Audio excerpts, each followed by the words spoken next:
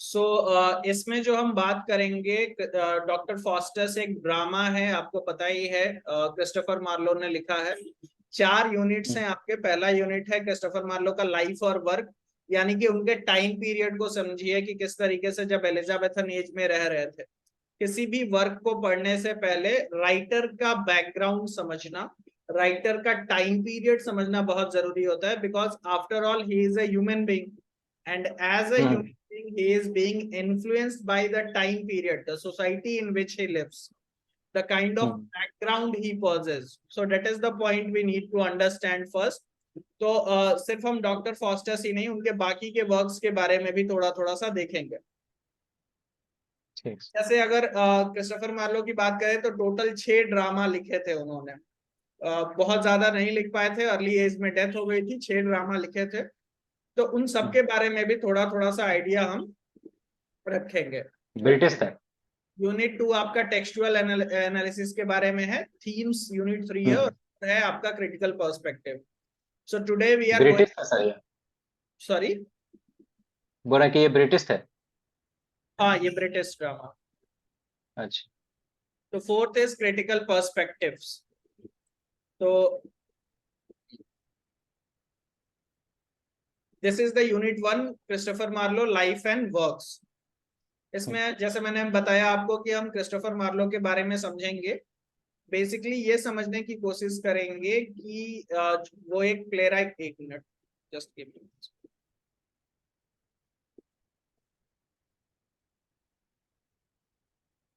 वो playwright. 2-3 information, सबसे basic information ये है कि क्रिस्टोफर मार्लो 16th सेंचुरी से बिलोंग करते थे, and 16th century was the Elizabethan age. Time period को करके अगर आप क्रिस्टोफर मार्लो का टाइम पीरियड देखोगे तो 1564 से लेकर के 29 ईयर्स तक जिंदा रहे, यानी कि 1593 में उनकी डेथ हो गई। So before we proceed to understand in detail the drama, before Marlowe and other notions of the Elizabethan society, let's have a word about Marlowe, the great intellectual and free-spirited playwright of his time. Intellectual इसलिए कहा जा रहा है क्योंकि वो university bits के one of the leader के रूप में आप उनको देख सकते हैं। एक ऐसे व्यक्ति जो यूनिवर्सिटी के स्कॉलर थे, और शायद ऑक्सफोर्ड यूनिवर्सिटी से पढ़े हुए थे, और वहां के ऑक्सफोर्ड या कैम्ब्रिज से, यूनिवर्सिटी बिट्स के जितने भी मेंबर थे, either they are from Oxford और कैम्ब्रिज। तो एक स्कॉलर थे, उनकी राइटिंग में एक क्लास था, एक लेवल था, इसलिए आप क्लासिकल, ब्रिटिश क्लासिकल लिटरेचर के कैटेगरी में भी इन सब चीजों को देख सकते हो। उनका जो राइटिंग स्टाइल है वो यूनिक था, और बहुत more precisely drama is a literary genre flourished immensely with Shakespeare. तो इंग्लैंड में जो ड्रामा है वो भले ही शेक्सपियर के साथ शुरू हुआ, लेकिन क्रिस्टोफर मार्लो जो है वो शेक्सपियर से पहले अगर कोई व्यक्ति सबसे बड़ा ड्रामेटिस्ट था तो undoubtedly it is Christopher Marlowe. In fact हालांकि दोनों के बीच का जो मैं आसान अंतर आपको समझा दूं, Christopher Marlowe was writing for the sophisticated class, for the intellectuals, whereas Shakespeare was writing for the common people. ये सबसे बड़ा अंतर है, और इसीलिए शेक्सपियर बहुत पॉपुलर हो गए और क्रिस्टोफर मार्लो उतने पॉपुलर नहीं हुए। That is the basic difference we need to understand. तो ये उनकी एक तस्वीर है। क्या, एक minute,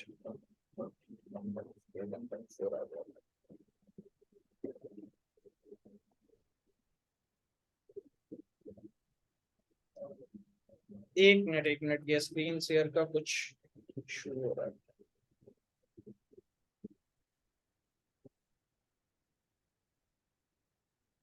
it is one of the figure of Christopher Marlowe. ये यहाँ पे आपको दिख रहा होगा, ये इग्नू का ही पीडीएफ है जो मैं यूज कर रहा हूँ। फिर टाइम पीरियड की मैंने बात की थी कि मैंने आपको पहले बताया है 1564 से लेकर के 93 इनका टाइम पीरियड है। बहुत लंबे समय तक के लिए जिंदा रहे नहीं थे। So he lived for a very short period of time, just for 29 years. Poet है, प्लेराइट है, was the son of John and Catherine Marlowe. बड़ा इंटरेस्टिंग इनका डेथ हुआ था। जो बॉल्स होते हैं ना, यूरोप में बॉल्स का कॉन्सेप्ट चलता है, पब जैसा आप कुछ समझ लीजिए। वहां पे सिर्फ एक छोटी सी बात पे झगड़ा हो गया और एक व्यक्ति ने इनको स्टैब करके मार डाला। उससे भी इंटरेस्टिंग फैक्ट ये है, after the death of Christopher Marlowe his dead body was not recovered. उनकी डेड बॉडी नहीं मिली, और इसलिए कई लोग ऐसा मानते हैं कि there was no Shakespeare only Christopher. ये कॉन्स्पिरेसी थ्योरी चलती है। खैर, हालांकि उस पे आएंगे, वो उतनी सही नहीं है, but still we need to understand. Poet playwright थे, son of John and Catherine Marlowe. He was born in Canterbury in 1564। Canterbury Christian culture के हिसाब से बहुत ही पायस जगह है, ये आपको समझना है। 1564 में जन्म हुआ। His father was a shoe maker, जूता बनाते थे। And the fact that his father was a man of humble means and meager resources. Humble means कहने का मतलब कि नॉलेज था, बट रिसोर्सेज उतने ज्यादा नहीं थे। Christopher achieving higher education was most improbable, और क्रिस्टोफर के लिए हायर एजुकेशन लेना इतना आसान नहीं था। However, the child Christopher had a sharp intellect and a deep interest for reading and knowing. He received his early education as King's Schools, Canterbury. The sheer spark of brilliance won him an Archbishop Parker scholarship and led him to Corpus Christ College in the University of Cambridge. Cambridge से पढ़े हुए थे, scholarship पे पढ़े थे। Arc Bishop कहते हैं church का एक पोस्ट होता है, ठीक है। तो वहां से चर्च से स्कॉलरशिप मिलती थी, तो इनको स्कॉलरशिप मिली, और फिर ये Christ college university of Cambridge में पढ़े। अब यहाँ मैं आपको एक आयरॉनिकल बात और इंटरेस्टिंग बात बताता हूँ। चर्च से जो स्कॉलरशिप मिलती थी वो क्रिश्चियन के जो कैथोलिक क्रिश्चियंस होते थे उन्हीं को मिलती थी। सो ही वाज आल्सो कैथोलिक, और चर्च उस टाइम पे करप्ट होने लगा था और कैथोलिक लोगों को प्रमोट करता था। हालांकि तो ये कैथोलिक थे, इनको स्कॉलरशिप मिला, और इसी स्कॉलरशिप से वो यूनिवर्सिटी ऑफ कैम्ब्रिज में पढ़े। बट कैम्ब्रिज से पढ़ने के बाद जब क्रिस्टोफर मार्लो जो पैम्फलेट्स लिखते थे, उसमें चर्च के खिलाफ बहुत सारी बातें लिखी हुई होती थी। चर्च के करप्शन के खिलाफ, कैथोलिसिज्म के खिलाफ। मतलब वो खुद क्रिस्टोफर मार्लो आगे चल करके प्रोटेस्टेंट लोगों, यानी कि जो लोग ज्यादा रैशनल, ज्यादा लॉजिकल कैथोलिक चीजों के खिलाफ लिखने लगे। तो which is ironical in nature कि एक रिलीजन जो आपको स्पॉन्सर कर रहा है पढ़ने के लिए, however it is also a good thing कि आप पढ़ने के बाद उससे बंधे हुए नहीं हैं, उससे ऊपर निकल पा रहे हैं, which is also a good thing. So the scholarship was sponsored by a group of charitable Elizabethan who founded the boys coming from poor family. The purpose was to foster talent in poor boys. In 1584, Marlowe graduated as a Bachelor of Arts. The Parker Scholarship was awarded for 3 years, and it could be extended for another 3 years on condition that the student will certify to undertake the holy orders. 3 साल के बाद अगले 3 साल के लिए वो extend हो सकता था अगर आप होली ऑर्डर्स मानते रहे, which is the orders from the Christianity. Or Marlowe was not the one to miss this opportunity. He fulfilled this condition, and the scholarship was extended for the next 3 years. Soon Marlowe's aspirations took wings, and he started taking liberties with those placed high in society. His long absence from Cambridge gave the university enough reason to demand an explanation from him and to threaten to withhold his degree of Master of Arts in 1587. तो university से हालांकि बाद में गायब रहने लगे थे, तो उनकी डिग्री रोक दी जाएगी ऐसा बताया गया। But by the time Marlowe had built up connection with withstand pressure from the authorities, लेकिन तब तक वो कनेक्शंस एस्टैब्लिश कर चुके थे। एक और चीज मैं यहाँ पे क्लियर कर दूं, जैसे whatever Marlowe wrote for the intellectuals, उनके जो प्लेस हैं, जैसे डॉक्टर फॉस्टर जैसे प्ले की बात की जाए, ये एलिजाबेथ के कोर्ट में परफॉर्म होते थे। तो उनके कनेक्शंस जो है वो रॉयल क्लास के साथ एस्टैब्लिश हो चुके थे, इंटेलेक्चुअल क्लास के साथ एस्टैब्लिश हो चुके थे। तो and he started to make such kind of connection with the very beginning of his career. तो कनेक्शंस उनके एस्टैब्लिश हो चुके थे। The college record book hold an account of his frequent absence and his anarchic ways. He managed to carry a letter of recommendation from the authorities which explained the reason from his absence from the university. University saying, तो उनको वो ऐसे letters मिल जाते थे कि वो university में available क्यों नहीं हो पा रहे हैं ऑथोरिटीज के द्वारा। Marlowe had done great majestic good service and deserved the reward for his faithful dealings. तो obviously there was something fishy in this good service. It definitely raises certain doubts about Marlowe motives. He becoming a secret agent substantiate these doubts. Interesting बात यह है कि वो court के लिए, court का मतलब यहाँ पे राज दरबार से है, एजेंट का भी काम करते थे और बोहेमियन लाइफ स्टाइल जीते थे। मतलब ऐसा नहीं कि सुबह उठ के कॉलेज जा रहे हैं शाम को घर आ रहे हैं, ऐसी लाइफ स्टाइल नहीं थी। एक आर्टिस्टिक लाइफ स्टाइल जिसको आप कह सकते हो, बोहेमियन लाइफ स्टाइल, वैसी लाइफ स्टाइल इनकी थी। एंड राज्य के लिए यानी कि स्टेट के लिए, इंग्लैंड के लिए एक स्पाई का काम करते थे, ऐसा माना जाता है कि वो कहीं जाते थे उस तरीके से। So Marlowe left for London with a MA degree in his hand. He traveled abroad in the capacity of a secret agent. वही जो बात मैं कर रहा था। फिर मास्टर डिग्री उनको मिली। He settled in London in 1586. 64 का जन्म है और उसके बाद फिर वो कैम्ब्रिज से लंदन आकर के सेटल हो जाते हैं 1586 में। So 1586 में कितने साल के हो गए होंगे? 74, 84, 22 साल की उम्र में वो लंदन सेटल हो जाते हैं at the age of 22 years and joined the Lord Admiral company of players to become an actor. अब ये भी इंटरेस्टिंग बात है, शेक्सपियर की भी बात करो या फिर क्रिस्टोफर मार्लो की बात करो, दोनों ने अपना करियर जो है वो राइटिंग नहीं, एज एन एक्टिंग, हालांकि ये तो पढ़े लिखे थे, राइटिंग करते थे।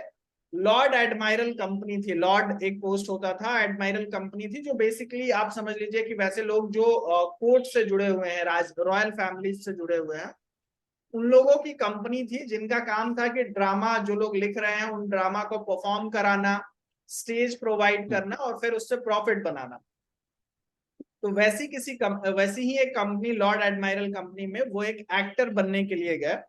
This time was the time when he tried his hand at writing plays and switched over to a career as a dramatist. लेकिन एक्टिंग नहीं कर पाए और फिर उन्होंने ड्रामेटिस्ट बनना ज्यादा प्रेफर किया। Marlowe wrote memorable plays heralding powerful English tragic drama which proved to be path breaking.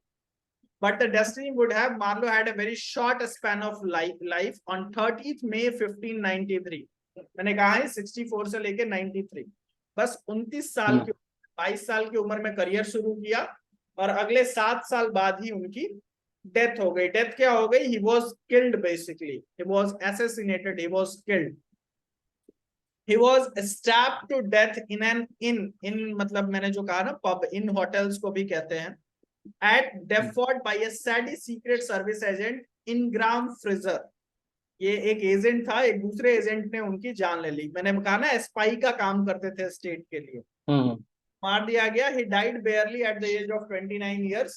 Yet his brilliant and outstanding contribution in the short span of 5 years make him an unforgettable and a most loved of the Elizabethan playwright. It will not be inappropriate to give him the credit for ushering the powerful English tragic drama, so much evolved in the form and content that came to be considered one of the chief achievements of English literature. But इतने कम time period में भी whatever he has written, it should be the part, it should be the most important part in the history of British drama or in the history of English drama. उन्होंने जो कुछ भी लिखा है, जैसे drama में, इंग्लिश ड्रामा में जो भले ही ये 7 साल तक लिखे, और मैंने आपको बताया he has written only 6 dramas, but अभी भी अगर कोई बात करेगा कि टॉप 50 ड्रामा इंग्लिश लिटरेचर में कौन से हैं, तो उनमें इनके ड्रामास को शामिल जरूर किया जाएगा, कम से कम डॉक्टर फॉस्टर जैसे ड्रामा तो शामिल होंगे। So he has wrote not quantitative, but whatever he has written it possesses some standard, some quality. तो ये बात है। और एक चीज और ध्यान रखिएगा, ड्रामा 2 तरीके का होता है, कॉमेडी और ट्रेजेडी। अभी के जो ट्रेजेडी है वो sad ending, comedy happy ending. जो भी उन्होंने लिखा है वो ट्रेजेडी लिखा है। He believes that tragedy is a superior form of art as compared to comedy. Just comedy. Okay.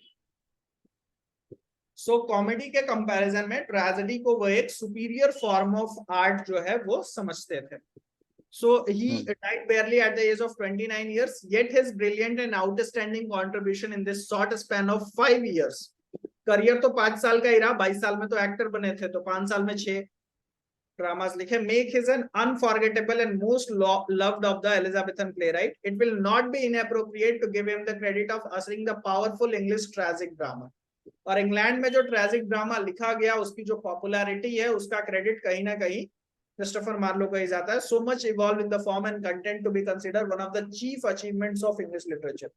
History has always held in high esteem the path breaker, pioneers, and cult makers. Marlowe was one of actually changed the entire course of English tragic drama. इससे पहले जो tragic drama लिखा था उसने उससे बिल्कुल अलग लिखा. Though Marlowe died very young, yet he left about half a dozen tragedy. Half a dozen वही मैंने 6 बताया. Remain unmatched till today. These are Tamberlin. Tamberlin the Great इसका पूरा नाम था. For Dr. Faustus, actually the rise and fall of Dr. Salazar. Dr. Faustus, the Jew of Malta, Edward II, the massacre at Paris, and Dido, Queen of Carthage. 1, 2, 3, 4, 5, 6. 1587 में आया. Doctor fosters जो है वो सबसे पहला आप मान सकते हो जो 1586 में ही आ गया. ठीक है, 86 में ही वो लंदन में सेटल डाउन भी हुए थे. इनफैक्ट उनको जो मास्टर डिग्री मिली थी उसके पहले डॉक्टर फॉस्टर्स आ चुका था.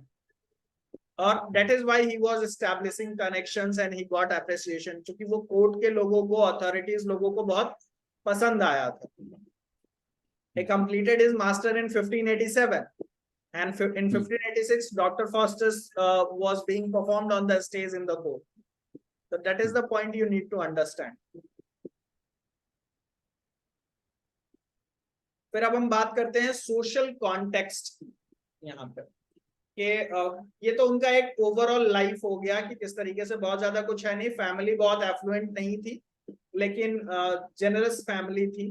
स्कॉलरशिप पे यूनिवर्सिटी ऑफ कैम्ब्रिज पढ़ने गए और उसके बाद फिर ड्रामा में करियर परस्यू किया. स्पाई भी थे और फिर 6 ड्रामा ही लिखे और अर्ली डेथ हो गई. बट जो ड्रामा लिखा वो सिग्निफिकेंट, यही जो अभी हमने डिस्कस किया. This are the things. Now coming to the social context, एक चीज करेंगे, ये काम तुम्हारा होगा कि आप ये कीजिएगा कि इग्नू के जो क्वेश्चंस है ना, जो भी क्वेश्चन है पिछले साल, हाँ प्रीवियस ईयर जो क्वेश्चंस है उसमें आप इस पेपर का क्वेश्चन निकाल लीजिएगा और डॉक्टर फॉस्टर्स से जो क्वेश्चन आए होंगे उसको जरा सा पॉइंट आउट करके वो मुझे भेज दीजिएगा. हम लोग उस क्वेश्चन पे आंसर राइटिंग कैसे करनी है वो भी डिस्कस कर लिया करेंगे. तो ये आपका काम होगा. You have to look for the previous year question paper and point out the questions that has been asked from doctor Fosters. तो डॉक्टर फॉस्टर्स से जो पूछा गया है वैसे क्वेश्चन लॉन्ग आंसर में क्या क्या पूछा गया, शॉर्ट आंसर में क्या क्या, पिछले 3-4 टर्म एंड एग्जाम का कर लोगे तो उतना काफी होगा. ठीक है, क्या पूछा गया इससे काफी हेल्प मिल जाएगा. Now talking about the social context की बात की जा रही है. Enriched with the vast biblical and classical scholarship, a rebellious spirit and a very fine poetic imagination, Marlowe marks the end of the adolescent phase in English drama. With him, the mature tragedy begins. Marlowe got legacy in tradition of medieval Christianity. After the Reformation, miracle and mystery plays ceased to entertain the English audience. This was because they were too restricted to more spiritual themes. To cater to the emerging popular taste came the interlude to offer a short dramatic entertainment within a play of serious nature with a purpose to offer the much required relief. With this, a lot of fun and frolic was generated and the actors wearing bright, gorgeous colored costume attracted the audience. But on whole, drama was yet to develop a well-defined structure as well as a serious theme to appeal. मैं समझा देता हूँ इसको क्या है, ये बड़ा interesting है. सोशल कॉन्टेक्स्ट में बैकग्राउंड की बात की जा रही है. ठीक है, थोड़ा सा पहले समझ लो फिर हम लोग आगे बढ़ते हैं. क्रिस्टोफर मार्लो के पहले जो ड्रामा चल रहा था उसमें 3 तरीके के ड्रामा चल रहे थे. ये इसमें मिस्ट्री और मिरेकल, ये जो 2 नाम आया है ना, मिस्ट्री मिरेकल, मैं 3 चीजें ऐड कर रहा हूँ. मोरालिटी भी कहीं आया होगा और फिर इंटरल्यूड आया है. ये ऐसे याद रखना कि ड्रामा से पहले, क्रिस्टोफर मार्लो से पहले की बात हो रही है. मिस्ट्री, मिरेकल, मोरालिटी और interlude. If you can write it down और you can mention it. After all we are recording this session, ये भी आपको मिल जाएगा. तो मिस्ट्री, मिरेकल, मोरालिटी और इंटरल्यूड, ये 4 चीजें चलती थी. मिस्ट्री का मतलब जैसे नाम से है रहस्य, तो कुछ ऐसा, बट ये सारी चीजें रिलीजन से जुड़ी हुई, कुछ ऐसा दिखाते थे रिलीजन को प्रमोट करता था। मिरेकल में साधु सन्यासी की बातें दिखाते थे कि कोई साधु है, उसने कुछ ऐसा किया कि रिलीजन के लिए अच्छा किया तो उसके साथ अच्छा हुआ, रिलीजन के लिए बुरा किया तो उसके साथ बुरा हुआ। ऐसी जो स्टोरीज है वो दिखाया करते थे। और मोरालिटी का मतलब लोगों में मोरल वैल्यूज बूस्ट हो सके, ऐसे प्लेस किए जाते थे। और उसमें कैरेक्टर का नाम ही होता था, जैसे एक कैरेक्टर का नाम हो गया ट्रुथ, एक कैरेक्टर का नाम हो गया बिलीफ, एक का नाम हो गया जो मोरल वैल्यूज है, जैसे एक फॉल्स है। तो इस तरीके का ड्रामा होता था कि सच ने झूठ, सच जो है वो झूठ से कुछ कह रहा है, झूठ, तो पर्सोनिफिकेशन होता था इन चीजों का। ये मोरालिटी प्लेस में होते थे। लोग ऐसी चीजें देख देख करके बोर हो चुके थे, ठीक है, मतलब से बात जो मिस्ट्री, मिरेकल और फिर मोरालिटी, ये सारी चीजें रिलीजन से रिलेटेड थी। Religion specifically to the Christianity और टू द कैथोलिक क्रिश्चियनिटी, तो ये उससे रिलेटेड थी। फिर उसके बाद अगर आप थोड़ा सा आगे बढ़े तो इंटरल्यूड नाम की एक चीज आई, यहाँ पे दिख रहा है ना, interlude to offer a short dramatic entertainment. Interlude proper drama नहीं था, छोटा सा ड्रामा हुआ करता था जिसमें बड़े रंग बिरंगे कपड़े लोग पहनते थे और आधे घंटे और इस तरीके का, और इंटरटेनमेंट किया जाता था, गॉर्जियस कलर्ड कॉस्ट्यूम। लोगों को थोड़ा सा अच्छा तो लगा, बट अभी भी प्रॉपर ड्रामा का आना बाकी था। और जो प्रॉपर ड्रामा को एस्टैब्लिश करने का काम किया है वो किया है क्रिस्टोफर मार्लो ने। So that is the point we need to understand. अब अगर हम आगे बढ़े 3, पेज 4 और 5 पे थे ना, now come 6, page number 6।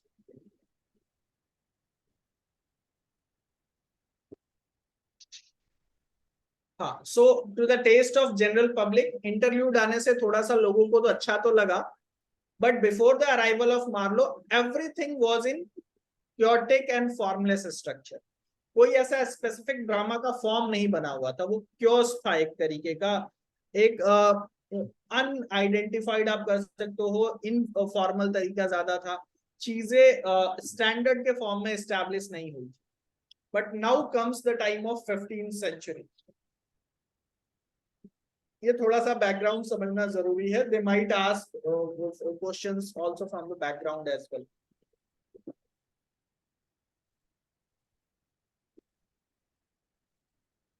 So a change came to the English dramatic field in the 15th century. 15वीं शताब्दी आते आते तक एक चेंज जो है वो आता है, हालांकि क्रिस्टोफर मार्लो 16th सेंचुरी में है।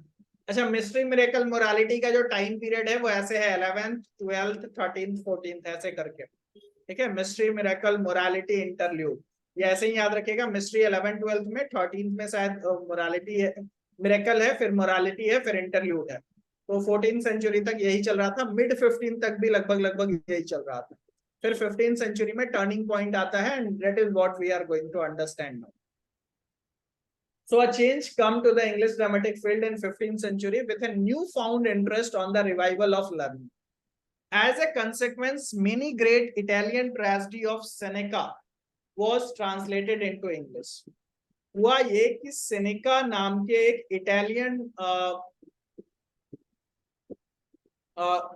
इटालियन ड्रामेटिस्ट थे, सेनेकियन ट्रेजेडीज जिनको कहते हैं, और उनके प्ले जो है वो ट्रांसलेट होने लगे इंग्लिश लैंग्वेज, और उससे यहाँ की ऑडियंस को, it is just like that कि जो ऑडियंस अभी तक फिल्में देख रही थी उन्होंने वेब सीरीज देख लिया हो और उन्हें पता चले कि अच्छा रियल टेस्ट तो ये है।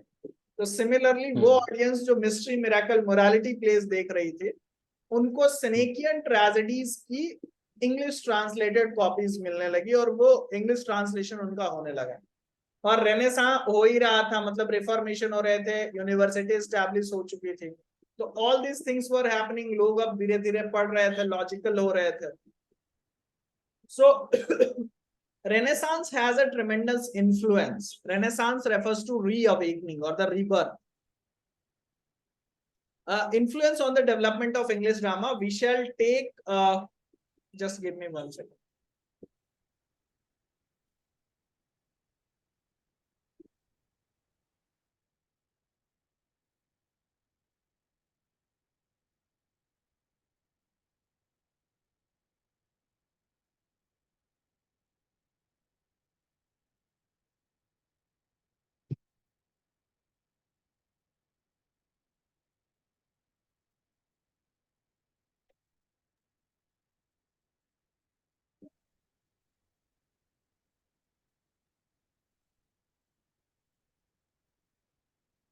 ओके, सो ये चीजें हो रही थी, ये आपको समझना है कि Renaissance, here you only need to understand that Renaissance or rebirth or revival of learning erupted as a movement roughly around 14th century. 14th century से ये शुरू हो चुका था. It has a genesis in Italy and soon spread through Europe and then to England too. Italy से शुरू होता है और फिर पूरे यूरोप और फिर इंग्लैंड में भी. The first English tragedy was Gorboduc. ये याद रखिएगा, ये कुछ बेसिक फैक्ट्स हैं जो ऑब्जेक्टिव क्वेश्चंस में आगे भी पूछे जाते हैं. कि पहली जो ट्रेजेडी थी वो गॉर्बोडक नाम की ट्रेजेडी थी, which was written by Thomas Norton and Thomas Sackville. दो लोगों ने ये मिलकर लिखा था. द इम्पैक्ट, और ये सेनेकियन मॉडल की ट्रेजेडी थी, which was the Italian tragedy. ठीक है, तो ये ट्रेजेडी गॉर्बोडक 1562 में हालांकि आई. और अगर हम बात करें इसके डॉक्टर फॉस्टर जो हमें पढ़ना है, इट वाज इन 1560, सॉरी 60 में, तो यानी 64 में आपको क्रिस्टोफर मार्लो का जन्म होता है. उनके जन्म से 2 साल पहले 86 में आई होप ये डॉक्टर फॉस्टस आया है, राइट. ये ईयर थोड़ा सा कंफर्म हो. 86 में डॉक्टर फॉस्टस है, क्योंकि 64 में 87 में उनको मास्टर्स की डिग्री मिलती है और 87 में ये है फॉस्टस 1586. हाँ 1586, वही तो बता रहा. 1586 में डॉक्टर फॉस्टस आता है. 1587 में क्रिस्टोफर मार्लो को मास्टर डिग्री, मतलब उनको जो यूनिवर्सिटी से जो डिग्री मिलती है वो 1587 में है. और गॉर्बोडक 1562 में ये है जो सेनेकियन मॉडल का है. The impact of Senecan tragedy was quite evident in Gorboduc, both in style and treatment of the team. Senecan tragedy were known for their long, tedious speeches, horrible scene, gruesome murders, crude ghost and slow pace of action. ये थोड़ा सा ध्यान दीजिए. उसमें होता क्या था कि सेनेकियन मॉडल में जो चीजें थी कि बहुत लंबे लंबे स्पीचेस होते थे, हॉरिबल सीन्स दिखाए जाते थे डरावने, और बहुत ही ग्रूसम मर्डर, बहुत cold blooded murder type violence आपको स्टेज पे देखने को मिलता था. घोस्ट वाला जो सीन है वो सारी चीजें होती थी और स्लो पेस ऑफ एक्शन होता था. So the tragedies that were written after Gorboduc followed the same traits. The Elizabethan drama truly required a great genius to research it from the ghastly effect of Senecian tragedy. Marlowe happened to be the right man at the right time. तो उसके बाद England में कोई ऐसा व्यक्ति चाहिए था जो सेनेकियन ट्रेजेडी के लेवल का कुछ लिख सके और उस लेवल का कुछ क्रिएट कर सके. और Christopher Marlowe was the man who did this.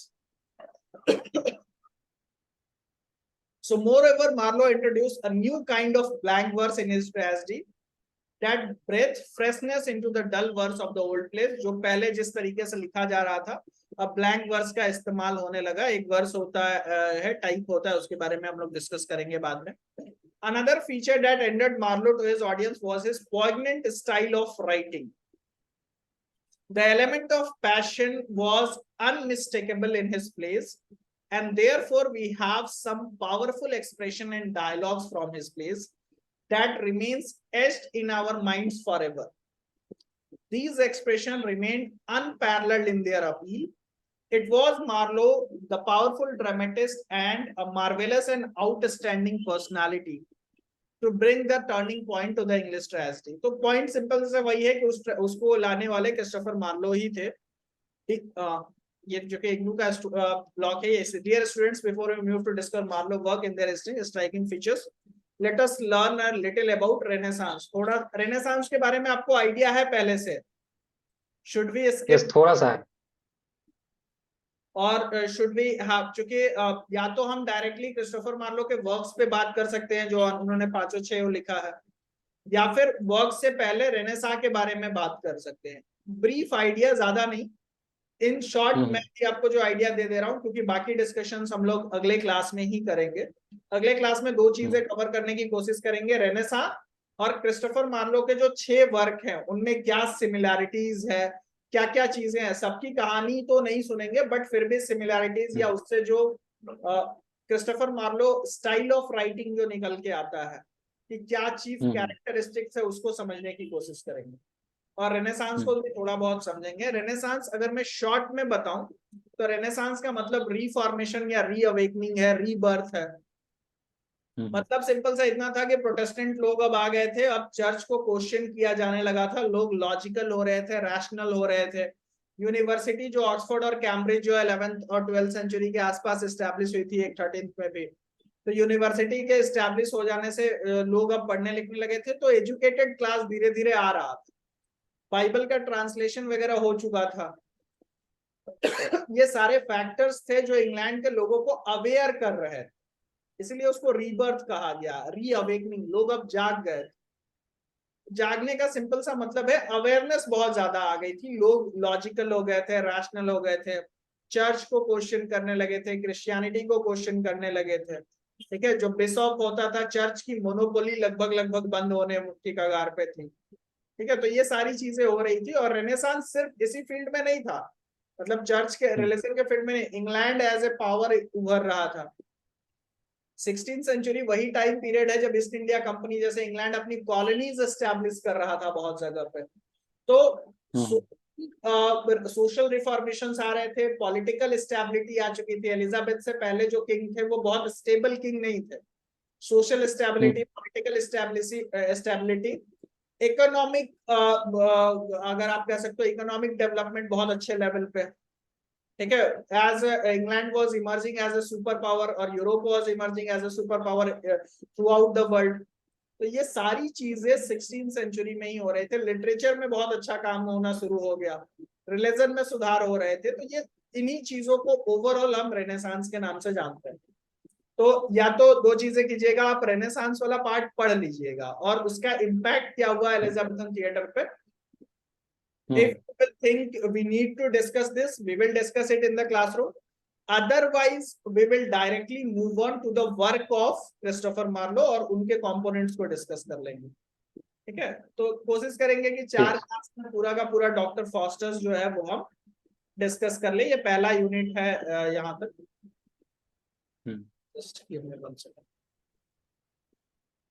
तो पहले यूनिट में ये सब अगर आप देख पा रहे हैं, टैम्बरलिन द ग्रेट, ये सबका ट्रेजिकल हिस्ट्री ऑफ डॉक्टर, सबका थोड़ा थोड़ा सा ब्रीफ आइडिया जो है वो आपको दे दिया गया है। 1.7 तक है पहला यूनिट, आपको पेज नंबर 12 पे खत्म हो जाएगा, 13 पे। फिर सेकेंड यूनिट जो टेक्सचुअल एनालिसिस हम लोग करेंगे। ठीक है, तो either we will discuss the Renaissance और we will direct move on with the works of Christopher Marlowe. ठीक है, या तो सीधे 1.6 पे डिस्कस करेंगे या 1.5 पे रेनेसांस वाला जो पार्ट है वो हम डिस्कस करेंगे। 1.4 तक हमने डिस्कस किया। डॉक्टर फॉस्टर्स की जो थ्योरी वाला पार्ट है वो मैं ऑलरेडी डिस्कस कर चुका हूँ, उससे एक आइडिया रहता है तो ठीक रहता है। बाकी हम ये टेक्स्ट को भी करेंगे, इग्नू का कंटेंट इज क्वाइट गुड। ठीक है, that is all for today. तुम्हारी तरफ से कोई सवाल? नहीं सर, अभी तो। चलिए ठीक है, that's all for today from my side. Thanks.